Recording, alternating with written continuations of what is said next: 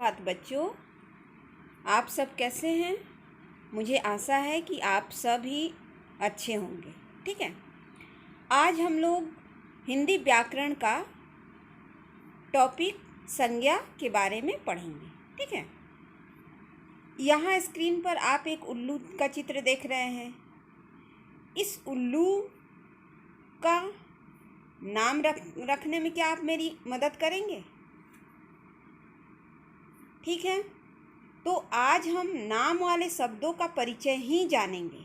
उसके बाद संज्ञा की परिभाषा और संज्ञा के भेद के पहले हम जानेंगे कि नाम का क्या काम है। ठीक है, स्क्रीन पर आप दो बच्चे देख रहे हैं कि आप इन दोनों बच्चों में किस तरह से अंतर करेंगे। उसके बाद यहाँ दो और बच्चे हैं जो जिसमें कि एक जो है पिंक कपड़े पहने हुए है और दूसरा नीले रंग की। तो इसमें अगर हम इन दोनों में अंतर करने के लिए ये कहें कि जो पिंक कलर का कपड़ा पहने हुए है बच्चा, वो क्या है? एक लड़की है। और ये नीले कलर का जो कपड़ा पहने हुए वो एक लड़का है। तो आप सही हैं। ठीक है, तो इसको हम लोग अंतर किस तरह किए? तो लड़का और लड़की के रूप में। उसी तरह से ये जो दो बच्चे हैं, तो इनका भी अगर हम एक नाम रख दें, जैसे एक का राजू और एक का बंटी, तो दोनों में अंतर करना हम कर पाएंगे। ठीक है, तो नाम का क्या काम है? तो किसी भी वस्तु को पहचानने के लिए उसको हम कोई ना कोई नाम देते हैं। ठीक है, मतलब कि नाम हम इसलिए देते हैं क्योंकि उस वस्तु की आसानी से हम लोग पहचान कर सकें। ठीक है, पहचान करने के लिए हम हर वस्तु को कोई ना कोई नाम देते हैं। हमारे आसपास जितनी भी वस्तुएं हैं सबको हम लोग किसी न किसी नाम से जानते हैं। ठीक है, जैसे कि ये स्क्रीन पर एक आपने चित्र देखा। इस चित्र में बहुत सारे बच्चे खेल रहे हैं, पेड़ है। ठीक है, आसमान में बादल हैं। उसके बाद आप यहाँ पक्षी आदि चीज़ों को देख रहे हैं। तो इस प्रकृति में हमारे आसपास जितनी भी वस्तुएं हैं तो उसको हम लोग किसी न किसी नाम के द्वारा जानते हैं। ठीक है, और जिससे कि हमें उसकी पहचान करने में आसानी हो। सभी का कोई ना कोई नाम अवश्य होता है। इन नामों को ही हम क्या कहते हैं? संज्ञा कहते हैं। हमारे आसपास जो भी वस्तुएं हैं सभी का कोई कुछ ना कुछ नाम होता है और इन नामों को ही हम क्या कहते हैं? तो संज्ञा कहते हैं। ठीक है, तो इस तरह हम जान पाए कि संज्ञा शब्द क्या है। नाम वाले जो भी शब्द हैं वो सारी चीज़ें क्या हैं? वो संज्ञा है। ठीक है, अब आगे हम लोग संज्ञा की परिभाषा के बारे में और उसके भेद के बारे में अब हम लोग संज्ञा के बारे में जानेंगे। संज्ञा का अर्थ है नाम। संसार में जितनी भी वस्तुएं, व्यक्ति या स्थान हैं सभी का एक नाम होता है और नाम को ही हम संज्ञा कहते हैं। ठीक है, तो इस तरह से हम यहाँ देखते हैं चित्र में कि क्या है? मंदिर में लोग प्रार्थना करते हैं। ठीक है, उसके बाद फूलों का सौंदर्य मनमोहक है। तो यहाँ कुछ वाक्यों के द्वारा हम संज्ञा को समझेंगे। जैसे गाड़ी सड़क पर चलती है, तो गाड़ी शब्द क्या? एक नाम है। किसी वस्तु का हम नाम दिए हुए हैं तो ये एक संज्ञा शब्द है। मंदिर में लोग प्रार्थना करते हैं, तो मंदिर शब्द क्या है? मंदिर के नाम से हम लोग पहचानते हैं कि हाँ वहाँ भगवान रहते हैं, वहाँ हम लोग पूजा करने जाते हैं। तो मंदिर शब्द भी क्या है? एक संज्ञा है। उसी तरह से फूलों का सौंदर्य मनमोहक है, तो यहाँ फूलों और सौंदर्य ये क्या है? ये संज्ञा शब्द है। ठीक है, इस तरह से संज्ञा की परिभाषा क्या होगी? तो किसी वस्तु, प्राणी, स्थान तथा भाव के नाम को ही हम संज्ञा कहते हैं। ठीक है, अब हम लोग संज्ञा के भेद के बारे में जानेंगे। तो संज्ञा के मुख्यतः 3 भेद होते हैं। कौन कौन से? तो पहला जातिवाचक संज्ञा, व्यक्तिवाचक संज्ञा और भाववाचक संज्ञा। व्यक्तिवाचक संज्ञा क्या है?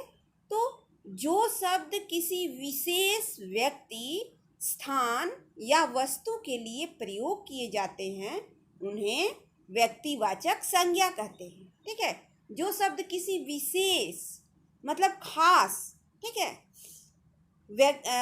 जैसे कि आपका यहाँ अब्दुल कलाम भारत के राष्ट्रपति थे। अब्दुल कलाम एक खास व्यक्ति है, खास व्यक्ति को हम लोग खास व्यक्ति के बारे में हम यहाँ बता रहे हैं।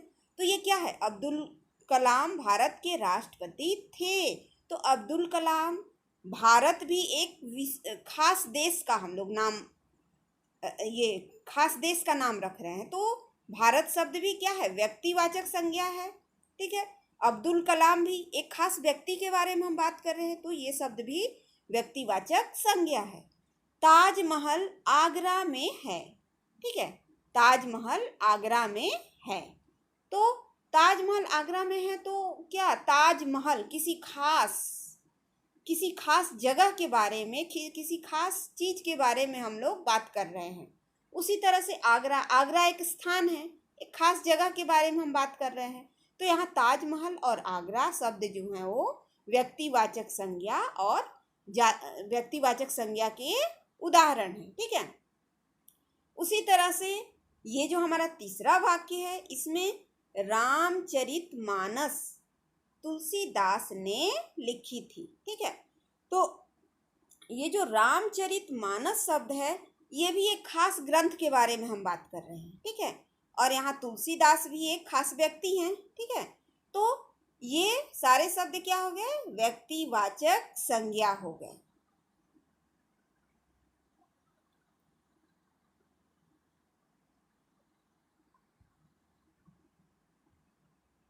ये सारे शब्द क्या हैं, इन वाक्यों में अब्दुल कलाम भारत, ताजमहल आगरा, रामचरितमानस, तुलसीदास, ये सभी शब्द क्या हैं, तो व्यक्तिवाचक संज्ञा के उदाहरण हैं। व्यक्तिवाचक संज्ञाओं के कुछ और उदाहरण के बारे में हम लोग जानेंगे। जैसे व्यक्ति, सुजय, अब्दुल कलाम, मीसा, अमिताभ आदि। ठीक है, तो ये कुछ खास व्यक्ति हो गए जिनके बारे में कि हम जाने। तो ये व्यक्तिवाचक संज्ञा, मतलब व्यक्तिवाचक संज्ञा जिससे कि किसी खास वस्तु या व्यक्ति के बारे में पता चले। उसी तरह से आपका हो गया भवन। भवन में क्या, जैसे भवन में तो सभी भवन आ गए, लेकिन अगर हम लाल किला के बारे में बात करें, कुतुब मीनार के बारे में बात करें, हवा महल के बारे में बात करें या ताजमहल, तो ये खास भवन हो गए। ठीक है, तो जहाँ भी किसी खास या विशेष चीज के बारे में हम लोग बात करते हैं तो वो व्यक्तिवाचक संज्ञा होता है। उसी तरह से स्थान में तो सभी स्थान हो गए, लेकिन अगर किसी खास स्थान के बारे में उसका नाम रखकर हम बोले मुंबई, कोलकाता, चेन्नई, शिमला, तो ये व्यक्तिवाचक संज्ञा के उदाहरण होंगे। उसी तरह पर्वत शब्द के अंतर्गत सभी पर्वत आ गए, तो पर्वत शब्द व्यक्तिवाचक संज्ञा नहीं होगा। लेकिन अगर हम किसी खास पर्वत का नाम रखकर उसके बारे में बताएं, जैसे कि हिमालय, नीलगिरी, अरावली, विंध्याचल, तो ये व्यक्तिवाचक संज्ञा के उदाहरण हो गए। उसी तरह नदी में तो सभी नदी आ गए, जितनी भी नदियां हैं संसार में सभी नदियों के बारे में हम बात कर रहे हैं। अगर नदी के बारे में, नदी शब्द के द्वारा हम कुछ कहने की कोशिश कर रहे हैं, लेकिन अगर किसी खास नदी का नाम रख करके हम बोले जैसे गंगा, यमुना, ब्रह्मपुत्र, कावेरी, सतलुज, तो ये सारे शब्द क्या है, तो ये व्यक्तिवाचक संज्ञा के उदाहरण है, क्योंकि खास एक नदी के बारे में हम यहाँ बात कर रहे हैं। उसी तरह से अब हम लोग देखेंगे जातिवाचक संज्ञा के बारे में। ठीक है, तो जातिवाचक संज्ञा क्या है, तो जिन शब्दों से किसी वस्तु, स्थान, व्यक्ति या प्राणी की पूरी जाति का बोध हो, ठीक है, तो उन्हें हम लोग जातिवाचक संज्ञा कहते हैं। जिस शब्द से भी, चाहे वो स्थान का नाम हो या फिर व्यक्ति या प्राणी, जो भी उससे पूरी जाति का जब बोध होता है तो हम लोग कहते हैं कि ये जातिवाचक संज्ञा है। ठीक है, तो जातिवाचक संज्ञा की परिभाषा क्या होगी, तो जिन शब्दों से किसी वस्तु, स्थान, व्यक्ति या प्राणी की पूरी जाति का बोध हो, उन्हें जातिवाचक संज्ञा कहते हैं। जैसे मोर पंख फैलाकर नाच रहा है, तो मोर शब्द जो यहाँ आ गया, तो संसार में जितने भी मोर हैं उन सब के बारे में हम बात कर रहे हैं। किसी खास मोर के बारे में हम यहाँ बात नहीं कर रहे हैं, ठीक है। तो मोर के अंतर्गत उस मोर की पूरी जाति का बोध हो रहा है, तो ये मोर शब्द क्या हो गया, जातिवाचक संज्ञा। उसी तरह से आप तस्वीर में यहाँ देख रहे हैं, लड़का पतंग उड़ा रहा है, ठीक है, लड़का पतंग उड़ा रहा है। तो लड़का शब्द जो है, इससे भी किसी खास लड़का के बारे में हम बात नहीं कर रहे हैं। इससे लड़का शब्द से पूरे जितने भी संसार में ये लड़के हैं सबका बोध होता है। तो इसे लड़का जाति का बोध हुआ लड़का शब्द से, तो ये जातिवाचक संज्ञा, ठीक है। उसी तरह पतंग, पतंग को भी हम लोग क्या, पतंग का कोई खास नाम हम लोग नहीं दिए हुए हैं, ठीक है। तो इस तरह से आने वाले शब्द जो होते हैं, इन शब्दों को हम लोग जातिवाचक संज्ञा कहते हैं, जिससे कि पूरी जाति का बोध हो।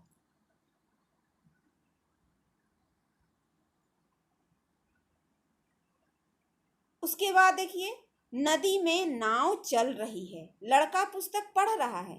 तो यहाँ भी नदी में नाव चल रही है, तो नदी शब्द से नदी, पूरी नदी का बोध हो गया। लड़का पुस्तक, पुस्तक शब्द से पूरी पुस्तक जाति का बोध हो गया। किसी खास पुस्तक का नाम रखकर यहाँ तो हम नहीं बोल रहे हैं, पूरी जितना भी पुस्तक है संसार में सबके बारे में यहाँ बात हो रही है।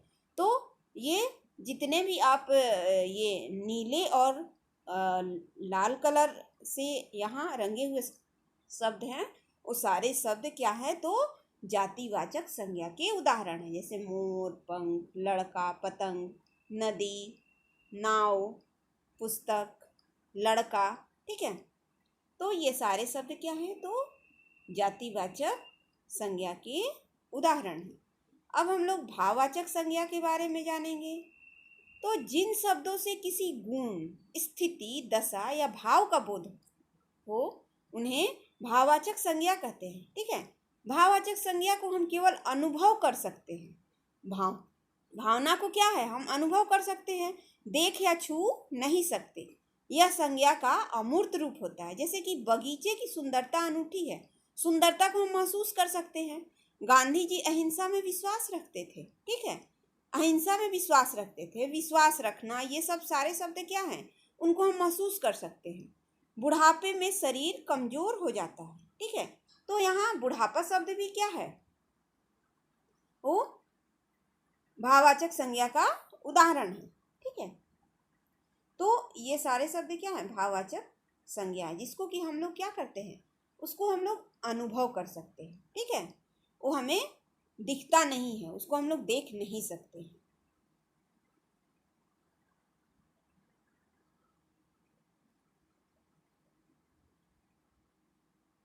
उसके बाद यहाँ देखिए भाववाचक संज्ञा के कुछ उदाहरण। कुतुब मीनार की ऊंचाई से मुझे डर लगता है, ठीक है। राहुल पढ़ाई पर ध्यान दो। यहाँ पर जो भी नीले अक्षर से रंगे हुए शब्द है, वो क्या है, वो भाववाचक संज्ञा के उदाहरण है। ऊंचाई, डरना, ठीक है, पढ़ाई, ध्यान देना, ठीक है। तो ये सारे शब्द क्या हैं, वो भाववाचक संज्ञा के उदाहरण हैं। इस तरह से भाववाचक संज्ञा क्या होते हैं, जिसको कि हम लोग महसूस करते हैं। इसके अलावा हम यहाँ देखते हैं कि संज्ञा के 3 भेद के अलावे, जैसे 3 भेद के बारे में हम लोग पढ़े, व्यक्तिवाचक, जातिवाचक, भाववाचक। इसके अलावे इसके अन्य 2 भेद भी होते हैं। कौन कौन से, तो द्रव्यवाचक संज्ञा, तो जिन संज्ञा शब्दों से पदार्थों अथवा धातुओं के नाम का बोध होता है, ठीक है, पदार्थों अथवा धातुओं के नाम का बोध होता है, उन्हें द्रव्यवाचक संज्ञा कहते हैं। जैसे सोना, चांदी, तेल, घी इत्यादि, ये सब क्या है, द्रव्यवाचक संज्ञा के उदाहरण हैं। इनको दूसरे शब्दों में हम कह सकते हैं कि जिन शब्दों से माप या तौल वाली वस्तुओं का बोध होता है, उन्हें हम लोग द्रव्यवाचक संज्ञा कहते हैं। जैसे यहाँ देखिए, आपने चीनी क्या भाव दी, तो चीनी शब्द क्या है, चीनी को हम लोग तौल कर लेते हैं, तो ये द्रव्यवाचक संज्ञा। मुझे दूध पीना अच्छा लगता है, दूध को क्या है, हम लोग नाप कर ही लेते हैं, ठीक है, लीटर के अनुसार लेते हैं, तो वो क्या है, ये भी द्रव्यवाचक संज्ञा के उदाहरण हैं। जो भी लिक्विड चीज़ है, पानी, दूध, तेल, घी, ये सब द्रव्यवाचक संज्ञा के उदाहरण हैं। अब हम लोग यहाँ समूहवाचक संज्ञा के बारे में पढ़ेंगे। ठीक है, समूहवाचक संज्ञा क्या है? तो जिन संज्ञा शब्दों से वस्तुओं अथवा प्राणियों या समुदाय का बोध होता है। ठीक है, वस्तुओं अथवा प्राणियों के समूह या समुदाय का जब बोध होता है तो उन्हें हम समूहवाचक संज्ञा कहते हैं। जैसे आपका हो गया समूह, भीड़, जत्था, मंडली, मेला आदि, ये सारे शब्द क्या हैं? तो समूहवाचक संज्ञा के उदाहरण हैं। ठीक है, जहाँ हमें समूह एक से अधिक, जिस भी शब्द से एक से अधिक चीज़ों का बोध हो। जैसे हमारे परिवार में 6 सदस्य हैं। परिवार शब्द से का अर्थ है कि परिवार में एक से अधिक लोग होंगे। फूलों के गुच्छे से बहुत अच्छी खुशबू आ रही है। तो गुच्छे का मतलब क्या है? उसमें बहुत सारे फूल हैं। ठीक है, जैसे अंगूर का गुच्छा, चाबी का गुच्छा, ये गुच्छा शब्द क्या है? तो समूहवाचक संज्ञा के उदाहरण है। मेला, सैनिक, ये सब क्या है? भीड़। इससे हमें एक से अधिक इन सब शब्दों का ज्ञान होता है। ठीक है, तो इस तरह से ये सारे शब्द समूहवाचक संज्ञा के उदाहरण हैं। तो बच्चों, इस तरह से हमने संज्ञा के बारे में जाना कि संज्ञा क्या होती है। ठीक है, संज्ञा शब्द का क्या अर्थ होता है। ठीक है, अब इस वीडियो को आप लोग ध्यानपूर्वक देखिएगा और जो भी असाइनमेंट दिया जा रहा है उसको आप लोग पूरा करके ग्रुप में सेंड कीजिएगा। Okay, thank you.